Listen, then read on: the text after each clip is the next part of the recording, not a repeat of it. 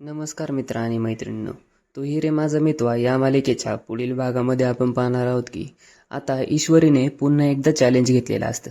ईश्वरीला तर कायमच नवीन चॅलेंज घेण्याची सवय लागली. आता ती चॅलेंज घेते की ती ह्या रमाकांतला निर्दोष सिद्ध करून दाखवणार आहे. कारण अंजलीने त्याच्यावरती आरोप लावलाय, पोलीस कंप्लेंट केली आणि पोलीस आता घरी आलेले आहेत आणि रमाकांतला घेऊन जाणार आहेत.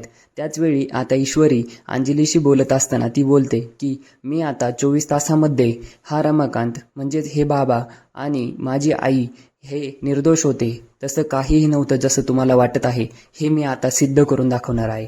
आणि हे ऐकून मात्र वल्लरीला आणखीन टेन्शन यायला लागलेलं असतं. कारण वल्लरीला तर माहीतच आहे की ज्या दिवशी हे प्रॉब्लेम सॉल्व्ह होणार, म्हणजेच ईश्वरी शोधून काढणार की रमाकांत निर्दोष आहे, त्या दिवशी वल्लरी मात्र जेलमध्ये जाणार किंवा अडकणार. तिला ते घर सोडावं लागणार. त्यामुळे याला पुढे पाहायला काय मिळणार आहे हे पाहण्यासाठी आपल्या चॅनलला सबस्क्राईब करा आणि व्हिडिओला लाईक करायला विसरू नका. धन्यवाद.